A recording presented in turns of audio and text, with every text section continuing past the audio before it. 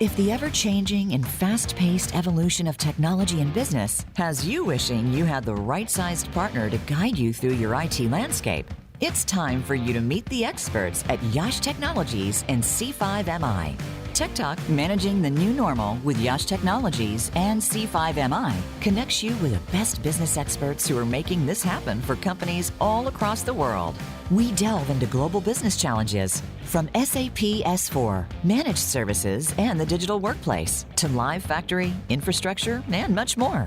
Tune into the Business Channel to hear today's top technology industry experts share their insights on how companies like yours are partnering with YASH Technologies and C5MI to transform their IT landscapes.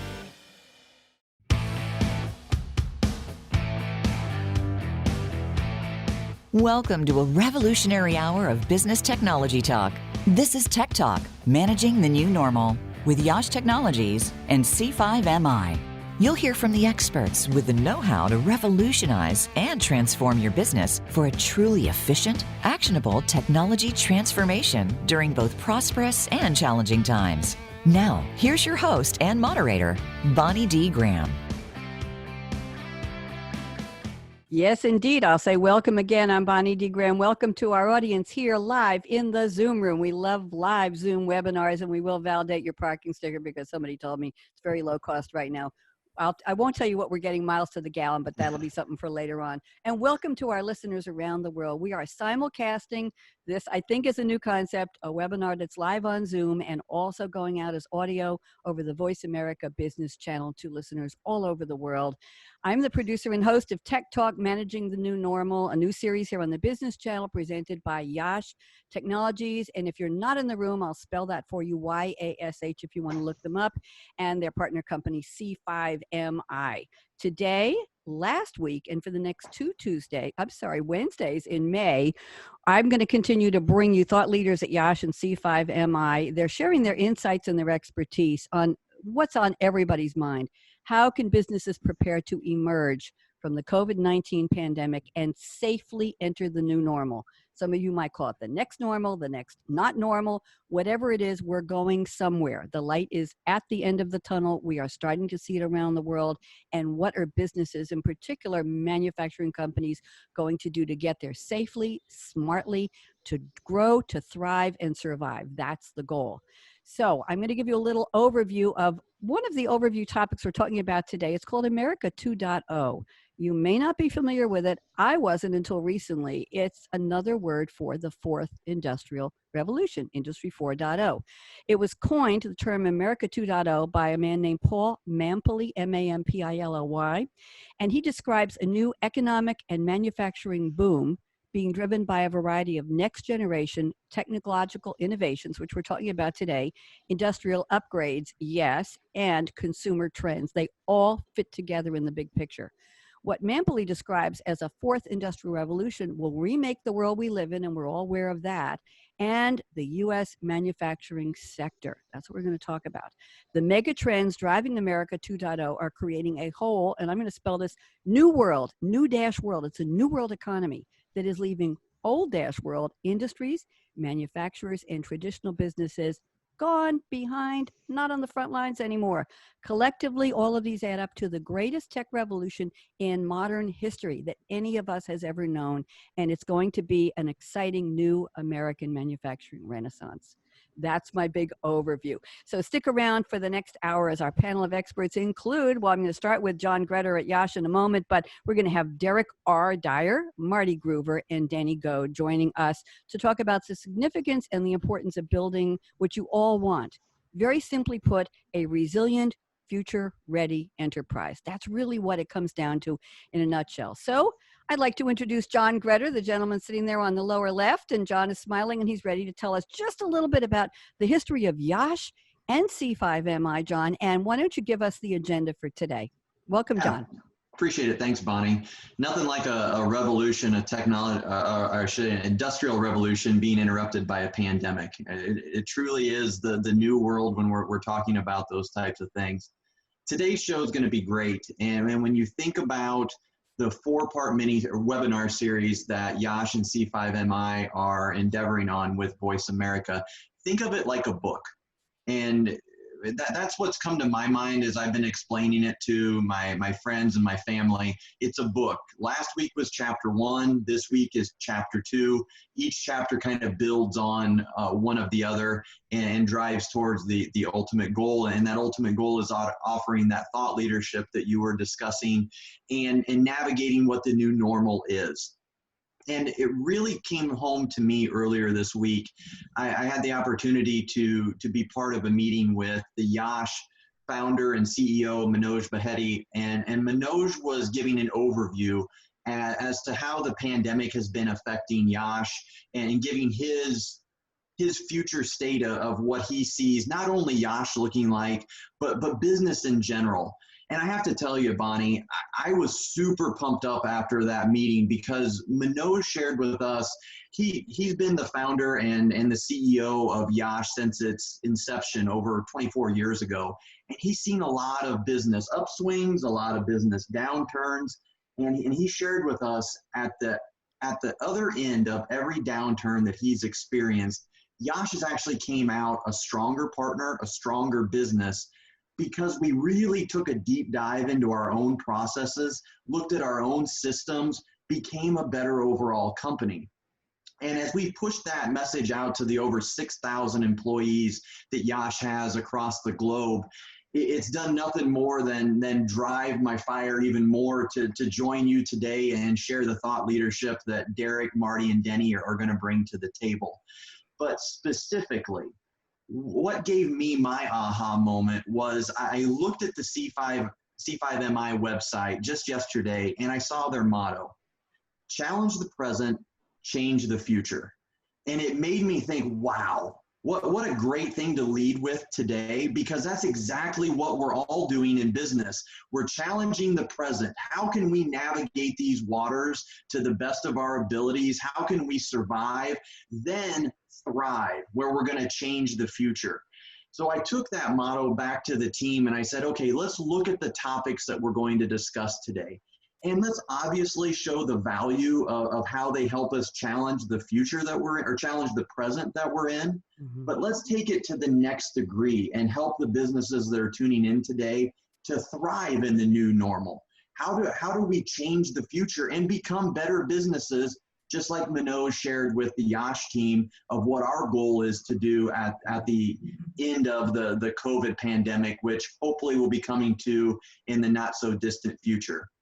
So you'll hear a lot today from Derek about ERP and why ERP shouldn't be something you run away from in the new normal that we have. But then we're going to transition into Marty. And Marty is going to just knock everybody's socks off with the C5MI story on Live Factory. And that Live Factory story is one of the key components that led to the marriage of YASH Technologies and C5MI when they came together back in 2018.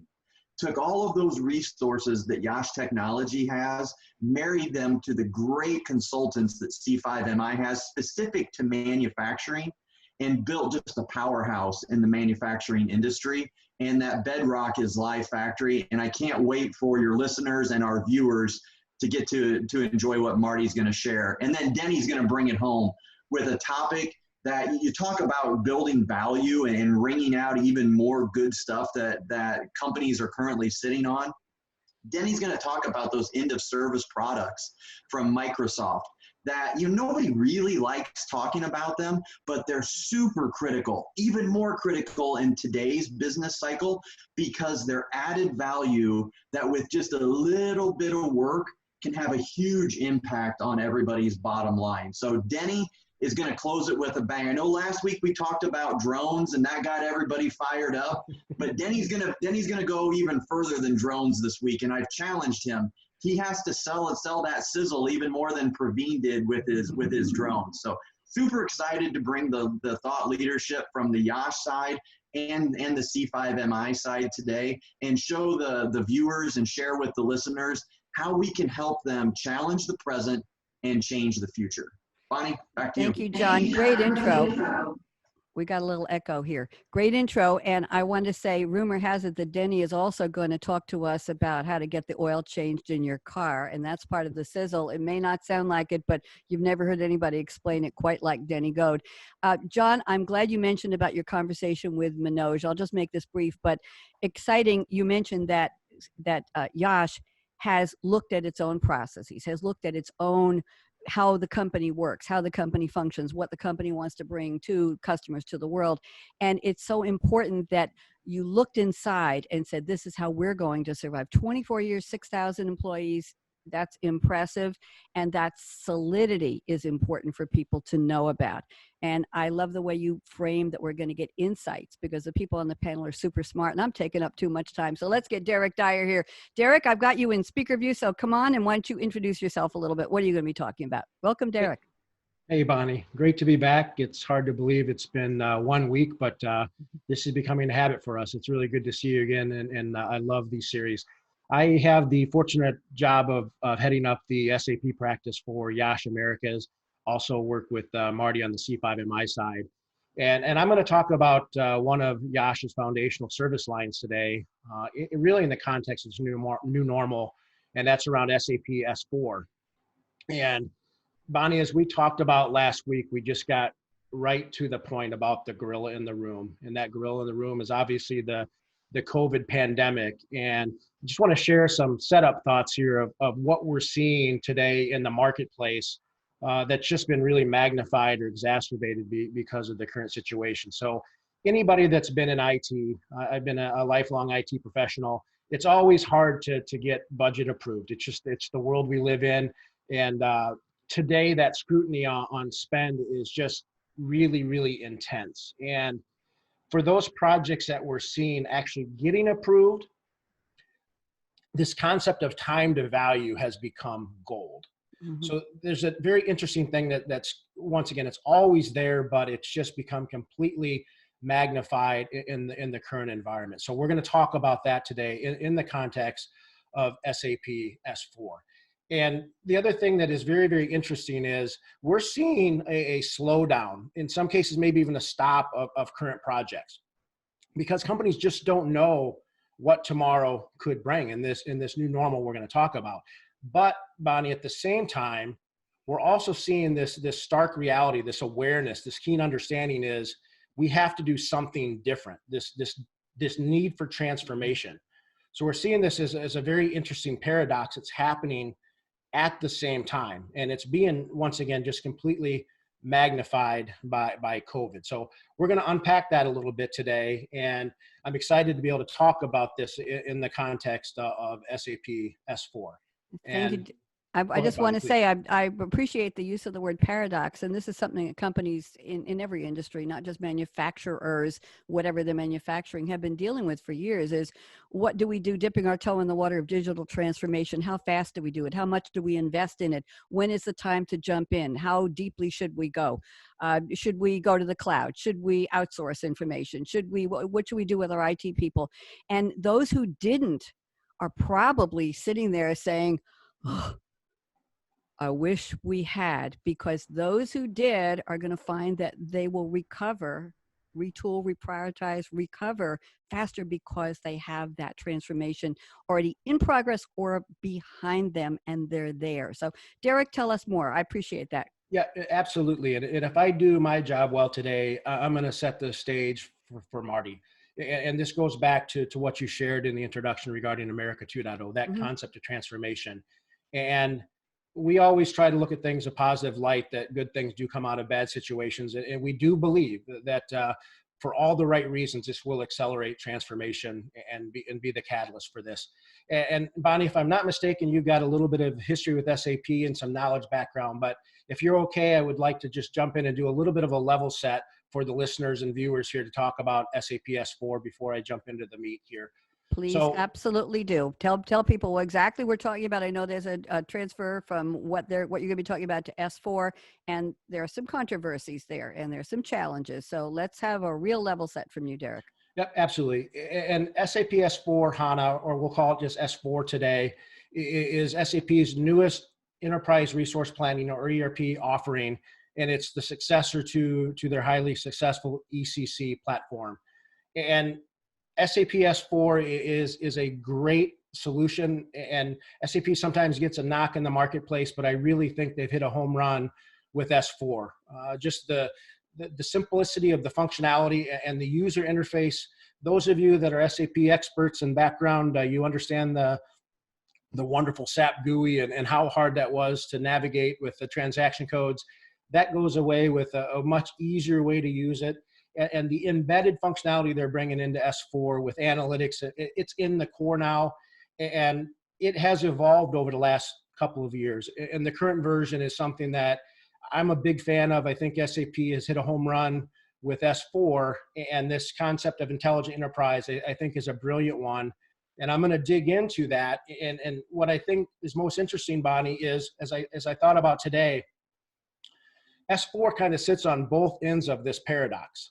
So many companies are in this, this cycle of always implementing ERP, and those are some of those things that might have been paused or stopped because of the scrutiny on budget and unknown of when we're going to go live type of things.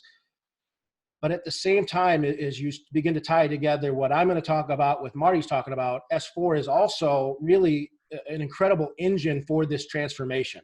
So I see S/4 kind of sitting on both ends of that paradox, which makes it pretty interesting. And I think we'll talk through that today about how we really look at that from a YASH technology perspective, is both ends of that paradox. Okay, so let's go back to our theme of the new normal. Derek, is it really going to be the new normal, the new unnormal, the new, is there ever going to be a normal again? How do you see it? And I know you have 3 pillars that you want to talk about for the SAP S/4 implementation. So why don't you dive in?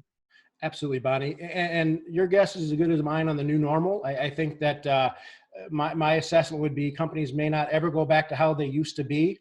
We talked about the impact of remote work and all of this, but when it comes down to it, companies are going to need ERP systems like SAP S/4 to run their operations. It doesn't matter if you're in retail or distribution or manufacturing. So ERP is here, and the pandemic, once again, I think is ultimately, once we get past this initial shock, is going to accelerate the value proposition associated with products like S/4. So as you mentioned, I'm going to talk about pain points. I mean, that's kind of been the construct that we're going through for these sessions. And I always try to weave these pain points into more of a positive outlook versus just focusing on the pain. So what we talked about from an SAP S/4 perspective, I'm going to look at 3 distinct pillars. The first one is around, I call it a dirty little secret.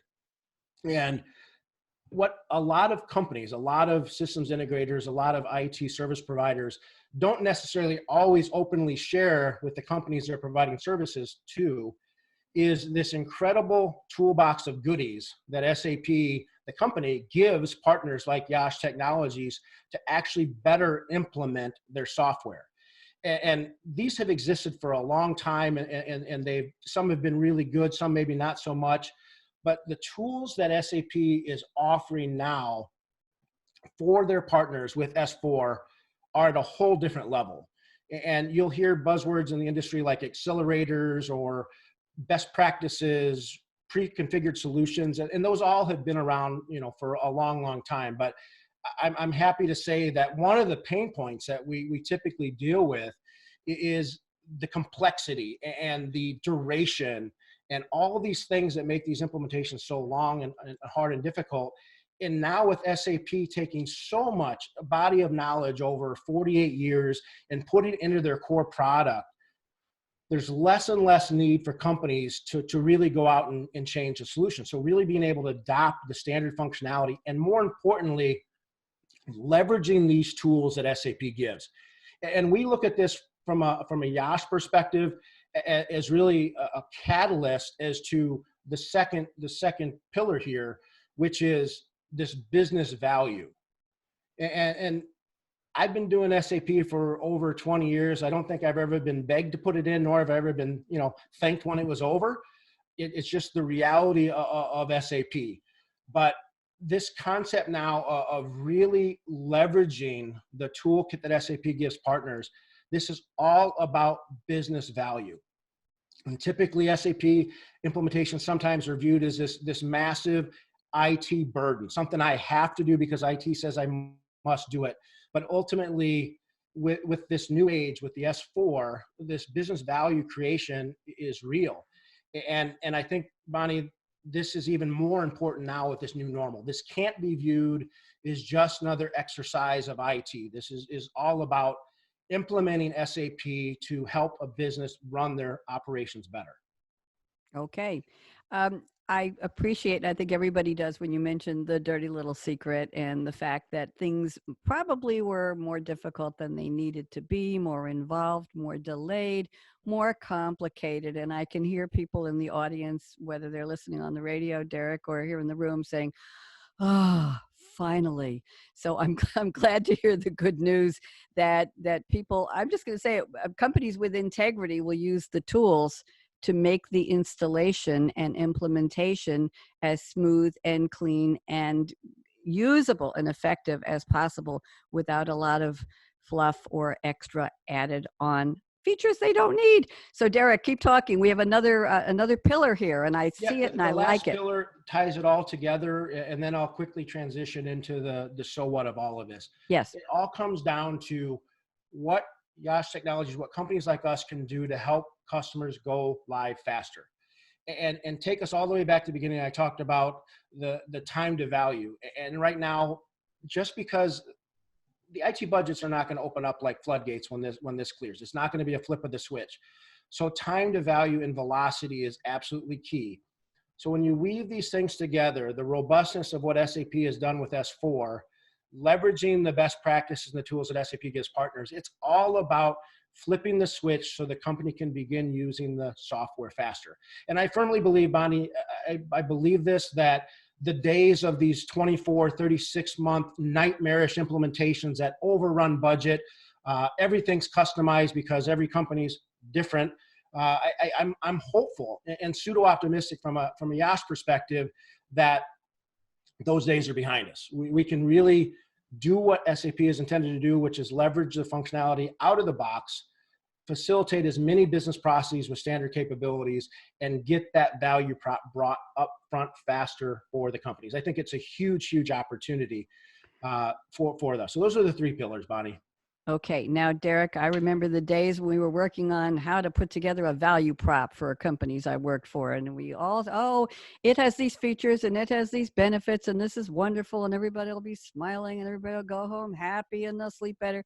And then somebody would say, so what?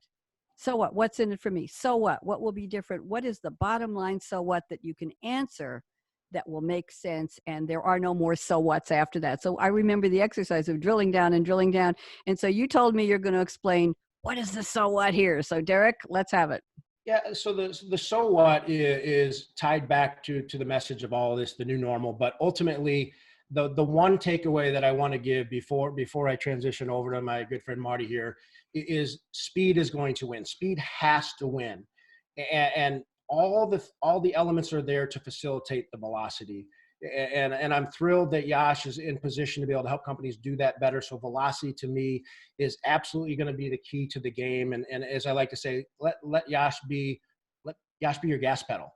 And you take this back to the paradox. And I think it's just the perfect way to transition this off is the basic plumbing of IT for most companies is going to require ERP. And that has kind of been the thing that's been paused. But this stark awareness, this new normal saying that we've got to do something different. And that's what I'm excited about is SAP S4 is that foundation, that catalyst to do what Marty's going to share with the group now is that engine for something that we call Live Factory and this digital transformation to help manufacturing companies run better. So Bonnie, back to you, and it's always a pleasure. Thank you. Ditto, ditto. I want to set the stage for Marty Griver. Interesting that you mentioned the gas pedal, Derek, because I did promise Denny in a few minutes going to take us through how to get the oil changed in the car. And I know that's a metaphor, but thank you for the gas pedal metaphor. And Marty comes from a naval background, so I don't think he's going to be talking about cars, maybe boats. Maybe we'll get some speedboats. So let me give a little background here. The speed of retail and Live Factory have exponentially changed the way we buy things. We, consumers, prosumers, you're buying something, whether it's for your company, your factory, your home, your friends, your neighbors, your vacation, we're buying things that get to be manufactured somewhere. And there's something called the Amazon effect, and it's starting to creep into manufacturing those companies that are in business, that want to keep doing business, will have to adjust to this reality in their supply chain. Is it make for me? Is it make in mass production? Who wants it? What are they willing to pay for it? It's going to affect supply chain. It's going to affect factory operations, or we hate to say the handwriting is on the wall and it ain't good. So I'm going to introduce Marty Groover. Marty and I go back a couple of years, and Marty was recently a guest on my Technology Revolution, the Future of Now radio show, along with Derek, talking about the future of the factory of the future. I like to do that. Marty's going to talk about live factory and the future of manufacturing, and I want to tell you, you're all in for a treat. Those of you here in the room, don't even think of touching that dial, as I say sometimes, because Marty has a video, a film he's going to show. But to our listeners on the Voice America Business Channel, you will be able to hear all the audio and just close your eyes and absorb it all, because the narrator is, I say as a voice person, spectacular. So Marty Groover, welcome to Tech Talk, Managing the New Normal. And why don't you give us a little more background about you, Marty? Hey, afternoon, Bonnie. Glad to be here. This is the first in the series. I get the next 3 weeks, so I'm really excited about coming and talking about all the solutions that we have at C5MI. One of the things that's important to us as a company and everything we believe in is challenging the status quo. That's why we started this company. I got the best job in the world. I get to work with industry experts, and I go out and develop intelligent digital solutions for our customers globally. One of the things I do know is we got to reduce complexity with these tools by converging people, process, and technology into a single version of the trusted truth systems. And we do that at C5MI through 4 main product lines. First one would be digital manufacturing with live factory solutions, which I'll talk about today. The next is enterprise asset management. Huge piece, maintaining equipment, things like that, assets out in the field, your factory equipment. And we'll talk about that next week with our digital reliability center maintenance solutions. And then operational intelligence is another group that we have. We really believe that's the glue between the people, process, and technology. And we have an Illuminate solution for real-time location systems. That'll be the third week. And we're going to bring in a customer that we recently finished a project with, and that's going to be a real exciting talk with Kevin Rell. And then last, I have Lean 4.0. We really believe that it's all about the process. You can't digitize a crappy process, or you just get a digitized crappy process. So supply chain and manufacturing group focus on how to really do the process right. All those things together create a holistic picture, which we call common operational picture.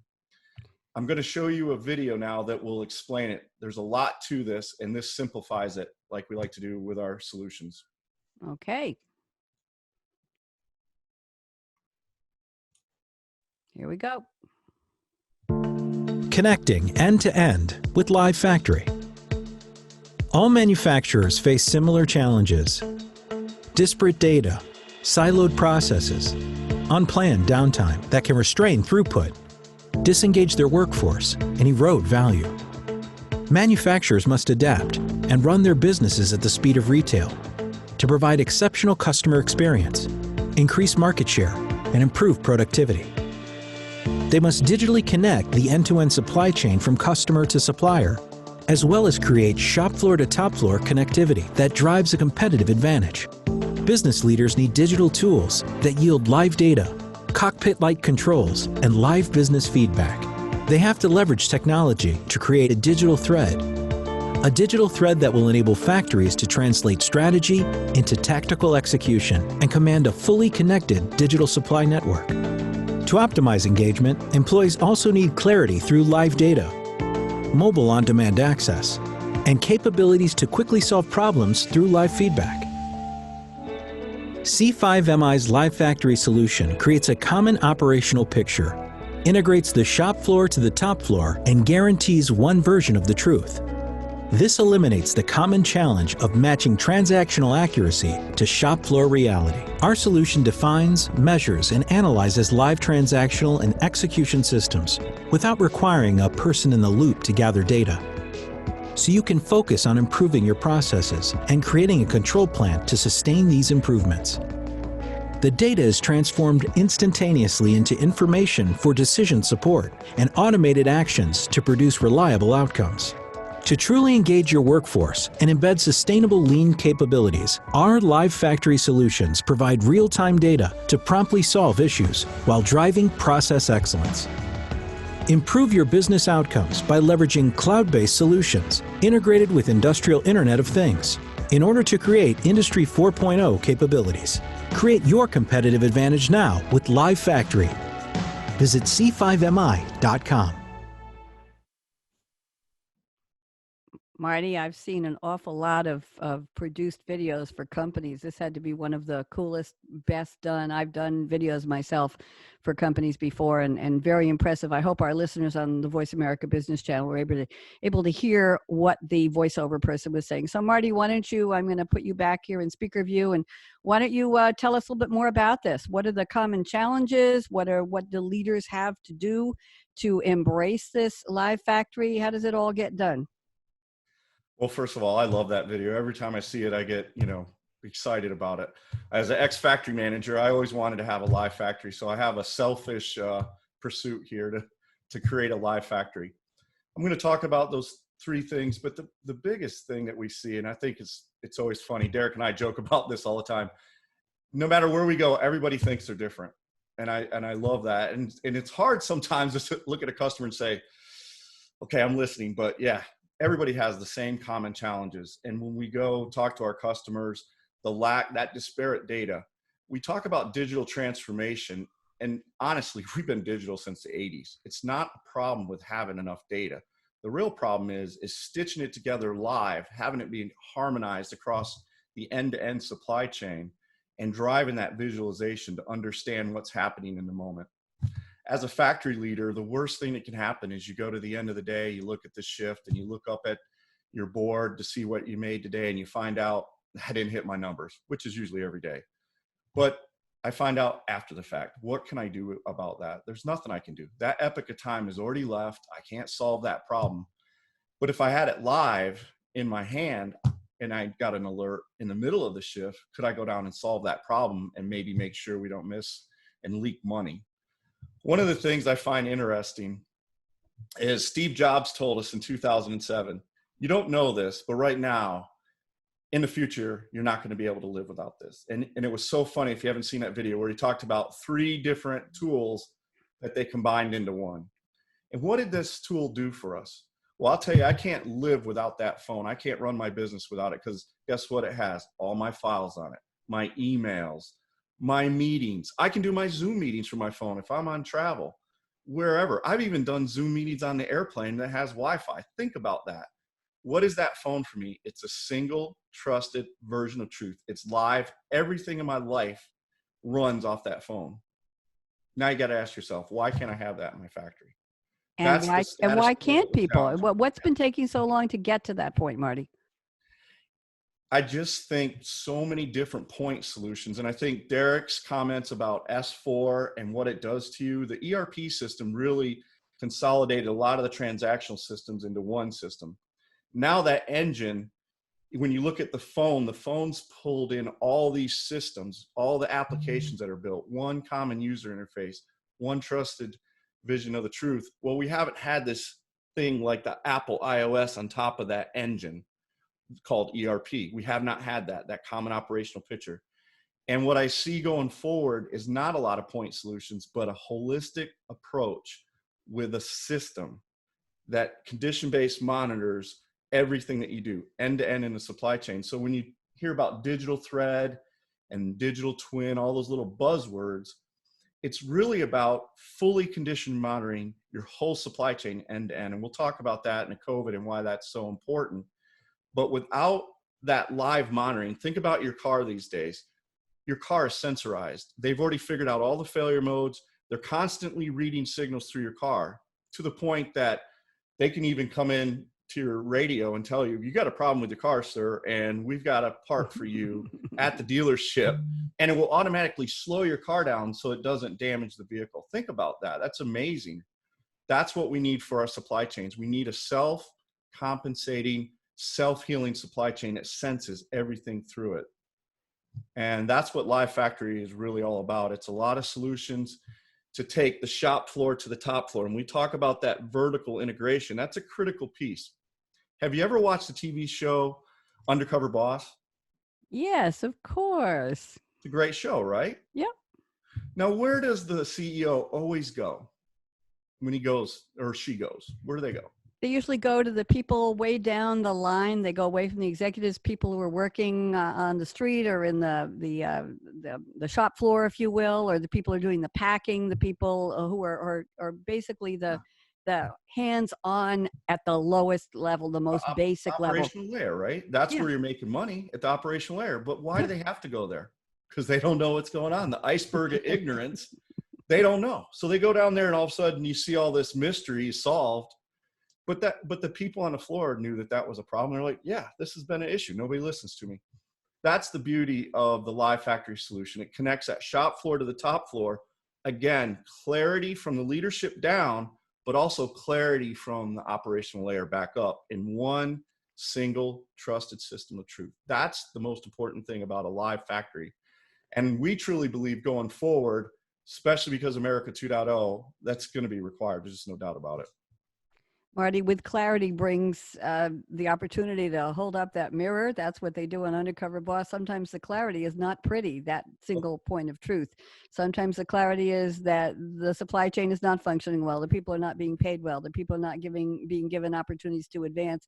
So it sounds to be like it's a great thing to have that real-time insight, and you have to be prepared to do something with it. That's change management. That's a mindset of leadership, isn't it, Marty? It's not just, hey, you're going to give this to you. It's you got to put your big kid boots on. I'll be polite on this, and you got to say, are we really ready? And the answer is, hell yes. You have to be ready, right, Marty? This is the time. Well, that's the key. We codify lean practices with our digital tools, and that's why we talked about we define what we want to measure, the business process. We measure it. But we also provide those analytics so you can understand why it's not working live. So now, instead of wasting all your time trying to figure out what the problem is, like Undercover Boss does, every day I should be looking at those analytics and driving those improvements. Now, honestly, you can give anybody any tool. If they're not going to use it and try to get better, then it doesn't matter. But with these tools applied properly, we know that, Derek talked about having costs for IT. If we do Live Factory right, it should pay for itself. It should be accretive. And that's what we look for. Where's those business outcomes where we can reduce overtime, reduce scrap, reduce all those things? There's free bags of gold in our supply chains and in our factories and in our maintenance. If we just go out and grab it, it's there. You don't have to go spend a bunch of money. You just have to think about how to do it better. Marty, I want to move this so we can get time for Denny, but a couple of important things. Number one, I know you've been writing some commentary on LinkedIn recently to articles. There was an article in McKinsey.com talking about the 3 areas of focus that can help plant leaders navigate the transition. And what we're in right now is, for many companies, or too many companies, an initial crisis response. What the blank do we do to the next normal? Protect your workforce, manage your risks to ensure business continuity. That's the goal. And drive productivity at a distance. So that's a whole other topic there. And Marty, you want to share some of your comments about this article? I found them interesting. Sure, absolutely. I think going forward, utilizing these Industry 4.0 technologies and solutions, I think companies, if they really look at it now, how do they survive? One, that's the most important thing. And then how do we recover faster, better, and be better on the other side of it? And I think these tools can definitely help you. The other part of it is, how do we keep our employees safe? Now, I was brought up in a Toyota production system. Go see act was probably the biggest thing I was taught as a factory leader. You go to that shop floor and you get down there and you talk to those people and you figure out what's going on and you solve those problems. Well, guess what? We may not be able to do that interaction anymore. These live data tools will keep us safe, but keep us all discussing one version of the truth, a common operational picture. So these tools done right can actually keep us safer and have better business outcomes. And we do a digital go see act. So there's opportunity there to really take care of our companies and our people utilizing these tools. And Marty, I want to mention you also wrote a response or a commentary on an article in themanufacturer.com where they said Industry 4.0 is not only as relevant as it was before the global COVID-19 emergency, it's actually far more relevant moving forward. And that's a quote from John Robinson, Strategic Client Advisor, Digital Supply Chain at SAP. So Marty, what was your comment to that? Well, I believe continent of consumption is going to be the most important thing going forward. And you're going to see a lot of that manufacturing that went offshore. Just think about the mask. We had countries that were making the masks. We're not making them anymore. And they were holding the supplies because they wanted to keep them for themselves. We can't have that anymore. We can't accept that type of security or safety issues. So manufacturing is going to come back to the United States. Industry 4.0 is going to allow us to overcome that labor arbitrage that sent it over there. So it's really, although it was bad that it went, there's kind of a silver lining there because we can bring these manufacturing facilities back and do it much better and do it cheaper using technology. Exciting and scary and wonderful all at the same time. And I have to tell our listeners and our viewers here in the room that if you have questions for these experts, they are not behind a glass shield. Maybe social distancing requires it, but you can actually talk to them on email. It's asktheexperts@yash.com. And I love to spell emails and URLs, so bear with me here. So it's ask the THE experts, plural, EXPERTS at YASH, YASH.com. They're waiting for you to contact them. Operators are standing by. So Marty, you want to wrap up because I see Denny there in the room and I want to make sure we get plenty of time for Denny because he promised to talk about how do we get the oil changed in our car. Our cars that are getting 3 months to the gallon right now. I had to get that in. Marty, why don't you wrap up for me? Sure. One thing I know for sure, you can't drive your car looking in a rearview mirror, and nobody likes 30-day-old bread. So let's get a live factory out there. Come talk to me about it. Hit www.c5mi.com. We've got a lot of great information and more videos out there, and I look forward to the next 2 weeks. Thank you very much, Marty. Happy to have you on board. And I want to thank you for introducing me to these nice people at YASH, as well as your colleagues at C5 and making this all possible. So thank you, Marty. I think we're having a good time here. I warned our attendees last week that this is one of the few webinars where we're not reading slides and we're not stuffy. We're talking like real people. And oh my God, our panel here, I got to put the gallery view up. They're all smiling. They all look happy. Who heard of a webinar where everybody's happy? We're breaking ground here.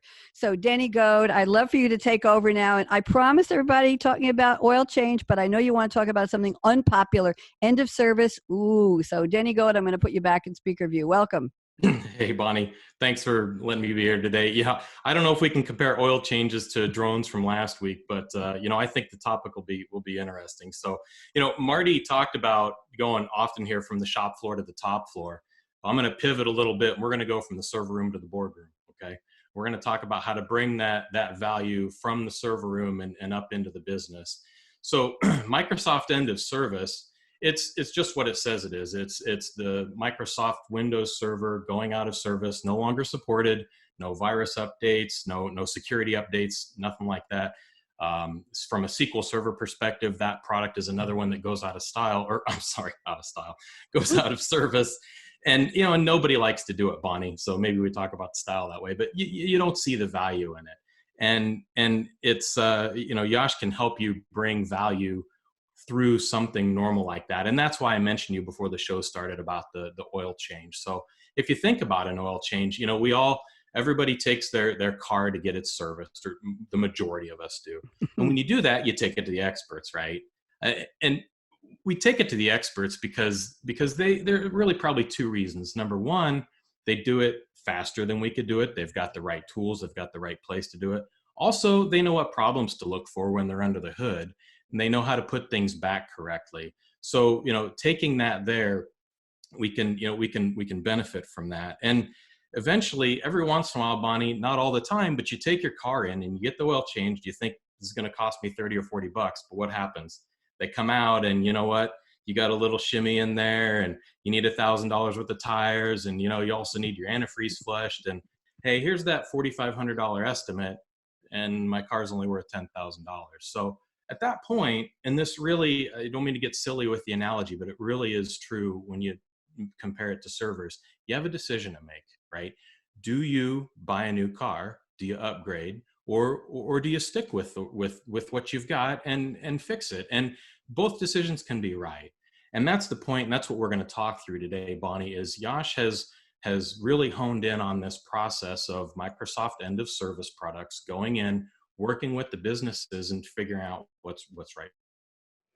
So tell me some more. And by the way, I'm thinking as you're talking, and Derek and even John in the beginning, and Marty, I'm thinking we should have called this the car edition, John. This should have been Tech Talk, Managing the New Normal, the car or the automotive edition, because we've used that theme. Danny, I want to hear more from you. Go ahead. What do you got? Well, first, let's cover what makes YASH uniquely qualified to do this, because your audience may be thinking, upgrading a server, what's the big deal here, right? But YASH, we've talked about the beginnings of YASH. John mentioned, and we started out in the manufacturing vertical, and within the manufacturing vertical, and a lot of verticals have this requirement these days, but there is not a lot of time to take those critical servers down, right? We have to go in and you have to really do the negotiating with the business. If you have a critical server, you're going to negotiate with the application team. Maybe they want to upgrade the application and they've been waiting for a downtime. So, I've seen this in real life where someone goes in and they upgrade a server, and then a month later they take it down again to upgrade the application, and that's not what you want to do to your business. So again, over the last couple of decades, YASH has perfected the process there, and we really turned this into one of my architects talked to me last week when we were talking about this subject, and he said, you've got to remind people that this is not a point in time exercise. It's not an oil change, Bonnie, and that's what I'm trying to drive home here. It is looking at the cycle of the life cycle of that server so that you can really do an evaluation there and figure out what we need to do. So from first, if we talk about the risks a little bit of not updating, the biggest risk, and it's more of an effect of this or a result of not upgrading, and that's hurting your brand. And if you don't upgrade, you're not going to be able to move as fast, you're not as secure, and ultimately it's going to come down to impacting your clients. And so first and foremost, we want to always protect that brand and the trust that you've built with your clients. Second off, and I'm going to go through a little bit quickly here for the sake of time, but you've got aging hardware, you've got downtime caused by old operating systems or old applications, the time spent resolving the issues. And Bonnie, we've seen, study after study, you look at the help desk tickets, the service desk tickets, and you see once you get that newer software, that newer operating system, sometimes that newer hardware in there, if you decide to do that, incidents really go down. And when you're talking about companies that have 100, 200, 1,000, 10,000 servers, that really makes a big difference, Bonnie. So the next would be, that business interruption as a result to that. Malware, again, if we're upgrading the newer hardware and software, you're going to be more secure.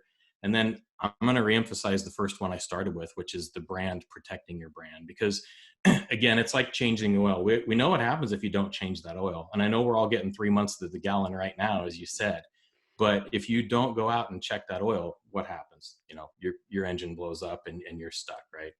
Danny, think about the workload if you have an AI-powered bot at your customer help desk and they're answering the phone and they get, why wasn't my order delivered? Why is there a delay? Why are you triple charging me? Why did you tell me the supplies didn't come in because your supply chain is a little broken right now? Why did you tell me you got downtime because you're upgrading your software? Why did you tell me the work shift didn't come in today or somebody's car broke down on the way? Can you imagine the overload on AI to have to tell that to management? What went wrong in terms of brand representation, customer? You don't want to do that to your bot. So Denny, there's a word here. It's an M word. I see it in your notes and it's called modernize. How do we get to the solution? Yeah, perfect. And Marty talked a lot, and I've been out on the shop floor with Marty and Derek before. It is so exciting to be out there and to watch the things that they do. But guess what they need? And you mentioned AI. You know what they need? They don't need that 1990s server, that Pentium, right, out there. They need that new hardware, that new server that's able to handle the AI, that's able to handle the quick data, that's able to do, nobody wants to have their iPad out on the shop floor, enter that query and wait 15 seconds. They need it now. And so infrastructure, they wouldn't be able to do the things they do without, like I mentioned last time, that circulatory system carrying the data from one point to another. So yes, you mentioned modernize. It is not about, the Microsoft end of service. It is about modernization. And we had a tagline, I believe, as we were advertising this, which was, doing this helps you prepare for the future without you really knowing what the future holds. And this is how. So I'll bring it back to that. But through that modernization, right, we're going to optimize the cost, because we're going to take a look. And Bonnie, we go in, let's say we enter a company with 1,000 servers. By the time we're done upgrading the end of service products, we're probably going to end up with less servers. Or if it's a growing company and they're adding servers every day, we will have flattened that curve, because we don't just blindly go in and update a server. We're going to go in and we're going to have a conversation around, what's this server do? Should we move it to the cloud? Should we get rid of that server? Is it better suited for a serverless environment and change to microservices architecture? And back to my future comment, the less parts we have, the less chance we have for failure. We've known that for 100 years, ever since Henry Ford, right? And so we need to be able to figure out how we can complete that cycle, not just evaluate it. The end of service is just a prompt for us to have that conversation. So you hit it on the head. It is all about modernization. Good. Yeah. And, and secondly, again, some of the flip side, but I think it's worth saying from a modernization perspective, today, it's more important than ever that we've got to have a secure environment. And Marty and Derek and those guys are running around on the shop floor. They're popping up data terminals everywhere. They're popping up IoT devices, and so we need the Raspberry Pis. Everything needs to be secure. And you've got to have the latest security on your systems to do that. And this is a good way to do that. So from a pandemic perspective, and I think Derek touched on this, and so did Marty, now is really the time, Bonnie, to embrace that transformation. Now is the time to take a look at that and figure out what we can do to modernize. The other one that I'll mention is the scalability and the flexibility. So I talked about moving things to the cloud. When we move to the cloud, we're to better react to the business there, to prepare for the future, right? We're able to ramp up on, if they come to us and they want to add a section to the shop floor, it's very easy for us to do that. Whereas if we've got that stagnant infrastructure in our data center today, I'm sorry, Marty, give me 90 days lead time to order that server for you, right? And then you can come back and test it in 90 days, and then maybe you can deliver it in 180. Marty's not on here right now, but that doesn't work, right? So, I mean, that's just not the speed that we want to go at. So, yeah. And the other thing that I'd mentioned, Bonnie, is from a cloud perspective, when we are talking about Microsoft end of service, Azure if you move a server to Azure, if you've got an old Windows box like Windows 2008, you can migrate that server to Azure, and Microsoft will give you 3 extra years of support. So that's another thing that we're doing with our clients, is walking in and saying, look, tell your management here, we can really kill 2 birds with 1 stone. We can get that server migrated up to the cloud, buy you some more time, and then upgrade it as well. Denny, thank you. I'm going to go to gallery view to get everybody up here. We've got about 3 minutes left because we are live on the radio. In addition to being here, we have a little more time in the Zoom room, but we have to respect the closing on the radio. I want to say what a pleasure it is to speak with all of you. You're all so smart and committed, and you know what you're talking about, and that's so important. And it seems that at this time where a lot of companies and factories might be experiencing downtime and they're hanging your head and saying, oh my, what are we going to do? The answer is do something, do it now, get going, look to the future. Yes, we might not know what it's going to bring, but we can plan to be flexible and pivoting and ready for that future. And just by sitting there and saying, OMG, you're not going to get there. So I appreciate all of the wonderful expertise here. Derek Dyer, always a pleasure to hear from you. I always feel smarter after I listen to you, Derek. And Marty Groover, you and I go back a couple of years. You've been on Game Changers Radio with me, and I'm so pleased that you've asked me to host these events. And Marty, I love your background and your commitment to Live Factory. And Denny Goad, what can I say? Thank you for the analogy. Really appreciated that. People want to know in terms of how they live their lives. And so if not everybody in the audience is a manufacturer, a factory person, but they may be part of a company that does or works with or is part of their supply chain, they can get it from a people perspective. And John Gretter, what would we do without you? John, my opener, my person who sets everything up so beautifully. And we have to do a thank you, of course, to my colleagues at Voice America Radio, Ryan Treasure, who's always there for us. Ryan, thank you so much. And our engineer, Aaron Keller. I'd like to say for getting us on the air and keeping us on the air. And I'm getting messages here, 2 minutes left. We can do a lot in 2 minutes. So I'm going to go around the table and give you each about 20 seconds. That's it. John Grutter, closing message to the audience. John, 20 seconds, go. Tune in next week for episode number 3 or chapter 3. We're going to cover EHS, or environment, health, and safety. A deep dive into how the pandemic is affecting companies that we refer to as in the mid-market. Those are companies with $1 billion of revenue and below, which are the vast majorities of companies in the United States. And then obviously we're going to bring back Marty Groover, and he's already teased that he's going to talk about DRCM, another great segment with Marty. So join us next week. Episode 3 is just going to keep getting better. Okay, Marty Groover, closing remarks. Quick. Speed of retail. It's coming to industry. Got to get ready for it. There you go. Derek Dyer, closing remarks. Bonnie, you hit the home run for me. Standing still is not an option. Do something, act, do something now. I'm glad. Now we got a baseball metaphor in there. Home run. Can't wait till those things get started again. Sports with nobody there is just not cutting it. Denny Goad, what do you have to say? Hey, as much as you like the analogy for changing the oil in the car, it is, the point is it is not about that. It is about bringing value from that the boardroom and making sure we can hit the bottom line.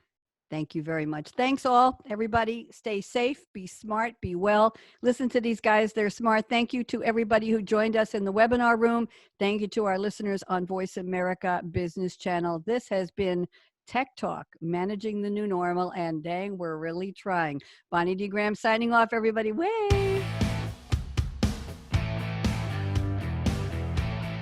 Thank you for tuning in to Tech Talk, Managing the New Normal with YASH Technologies and C5MI. To keep the conversation going, tweet your questions and comments to YASH_tech or email john.gretter@yash.com. That's john.gretter@yash.com. We look forward to hearing from you.